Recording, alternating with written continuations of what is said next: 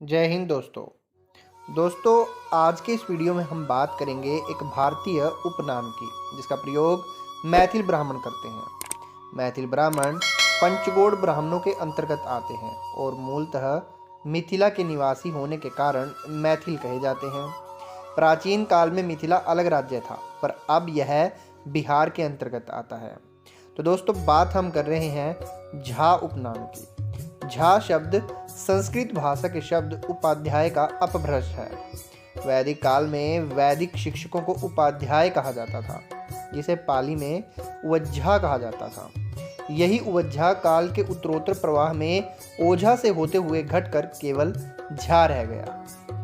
दोस्तों भारत के संपूर्ण ब्राह्मण 24 ऋषियों की संतान हैं। इनमें अकेले 15 ऋषियों की संतान मिथिला में रहते थे। यही मैथिल ब्राह्मण कहलाए। मैथिल ब्राह्मण वंशों के 6 कुल भेद होते हैं, जो हैं क्षत्रिय, योग्य, 5 गृहस्थ, वैश्य व गरीब। समस्त मैथिल ब्राह्मणों की आस्पद होती हैं झा, ओझा, मिश्र, पाठक, ठक्कुर, चौधरी, उपाध्याय, सरस्वती, आचार्य, राय, कुंवर, बख्शी जिन्हें त्रिपाठी कहा जाता है, व खां जिन्हें शुक्ल बोला जाता है। दोस्तों मैथिली ब्राह्मण 2 ही वेद मानने वाले होते हैं, सामवेद व यजुर्वेद। उसमें भी सामवेदी मैथिल ब्राह्मण कोथुमी शाखा के व यजुर्वेदियों को माध्यान्दिनी शाखा तथा यह दोनों छंदोग व वाजस्नेयी कहलाते हैं। दोस्तों मिथिला वर्तमान में एक सांस्कृतिक क्षेत्र है, जिसमें बिहार के तिरहुत, दरभंगा, मुंगेर, कोसी, पूर्णिया और भागलपुर प्रमंडल तथा झारखंड के संथाल परगना प्रमंडल 1 के साथ साथ नेपाल के प्रदेश संख्या 2, प्रदेश संख्या 1 के कुछ जिले और प्रदेश संख्या 3 का चितवन जिला भी शामिल है। चनकपुर दरभंगा और मधुबनी मैथिल ब्राह्मणों का प्रमुख सांस्कृतिक केंद्र है। दोस्तों मैथिल ब्राह्मण बिहार, नेपाल, उत्तर प्रदेश के ब्रज, झारखंड के देवघर व देवघर के आसपास के क्षेत्रों में अधिक हैं। मैथिल ब्राह्मण पंचगोड़ ब्राह्मणों में से एक है। पंचगोड़ ब्राह्मणों के अंतर्गत मैथिल ब्राह्मण, कन्यकुब्ज ब्राह्मण, सारस्वत ब्राह्मण, गौड़ ब्राह्मण, उत्कल ब्राह्मण आते हैं।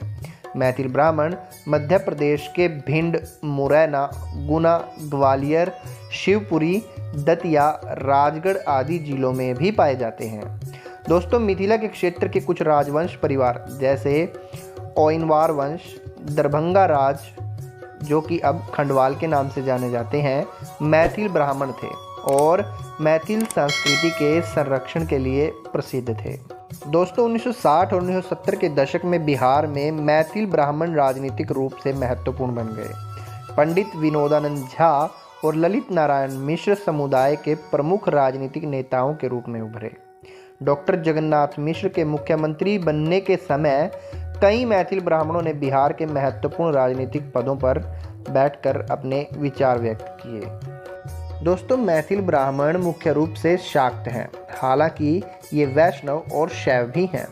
मैथिल ब्राह्मण जो शाक्त हैं वे माता भगवती की पूजा करते हैं, जो वैष्णव हैं वो भी भगवान विष्णु की, और जो शैव हैं वो प्रभु शिव की पूजा करते हैं। दोस्तों वैदिक संहिता के अनुसार मैथिल ब्राह्मणों को छांदोग्य और वाजस्नेयी में विभाजित किया गया है और प्रत्येक समूह शक्ति से अंतिरंजित है। उन्हें आगे भी 4 मुख्य श्रेणियों में बांटा गया है, जिनमें क्षत्रिय, योग्य, पंजी और जयवार द्वारा वर्गीकृत किया गया है।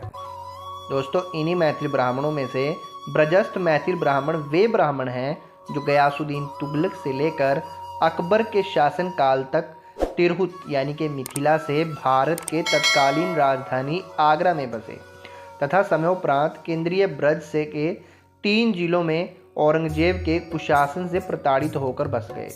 ब्रज में पाए जाने वाले मैथिल ब्राह्मण उसी समय से ब्रज में प्रवास कर रहे हैं, जो कि मिथिला के गणमान्य विद्वानों द्वारा शोभाप्रांत ब्रजस्थ मैथिली ब्राह्मणों के नाम से ज्ञात हुए।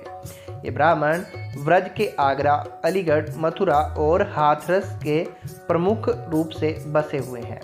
यहाँ से भी प्रवासित होकर यह दिल्ली, अजमेर, जयपुर, जोधपुर, बीकानेर, बाड़ौदा, दाहोद, लखनऊ, कानपुर आदि स्थानों पर रह रहे हैं। मुगल शासक औरंगजेब ने मिथिला सहित संपूर्ण भारत पर अपने शासनकाल में अत्याचार किए और इसके अत्याचार से पीड़ित होकर बहुत से मिथिलावासी ब्राह्मण मिथिला से पलायन कर अन्य प्रदेशों में बस गए। ब्रज प्रदेश में रहने वाले मैथिलों का मिथिलावासी मैथिलों से आवागमन भी बंद हो गया। 1658 ईस्वी से लेकर 1857 की क्रांति तक चलता रहा। 1857 ईस्वी के बाद भारतीय समाज सुधारकों ने एक आज़ाद भारत का सपना देखा था। मिथिला का ब्राह्मण समाज भी आज़ाद भारत का सपना देखने लगा। स्वामी ब्रह्मानंद सरस्वती ने ठीक उसी समय जाति उत्थान की आवाज़ को बुलंद किया। उन्होंने जाति उत्थान के लिए संपूर्ण भारत में बसे मिथिला वासियों से संपर्क किया, जिसका परिणाम यह हुआ कि औरंगजेब के समय में मिथिलावासी और प्रवासी मैथिली ब्राह्मणों के जो संबंध टूट गए थे वह फिर से चालू हो गए। उन्हीं के प्रयासों से अलीगढ़ के मैथिल ब्राह्मणों का मिथिला जाना और मिथिलावासियों का अलीगढ़ जाना संभव हुआ। इसी समय स्वामी जी ने मिथिला से लौटकर अलीगढ़ में मैथिल सिद्धांत सभा का आयोजन किया। सिद्धांत सभा के कार्यकर्ताओं और मिथिलावासी रूना झा द्वारा 1882 से 1886 के बीच पत्र व्यवहार आरंभ हुआ। दोस्तों, मैथिल ब्राह्मणों में पंजी व्यवस्था है जो मैथिल ब्राह्मणों और मैथिल कायस्थों की वंशावली लिखित रूप से रखती है। आजकल यह प्रथा समाप्त हो रही है। तो दोस्तों, ये था हमारा वीडियो जिसमें हमने आपको बताया मैथिल ब्राह्मणों के बारे में और उनके सभी गोत्रों के बारे में। अगर आपको वीडियो पसंद आया हो तो वीडियो को लाइक करें और शेयर ज़रूर करें। अगर अभी भी आपने हमारे चैनल को सब्सक्राइब नहीं किया है तो चैनल को ज़रूर सब्सक्राइब कर लें। जल्द ही मिलेंगे आपको फिर से नए वीडियो के साथ। तब तक के लिए जय हिंद, जय भारत।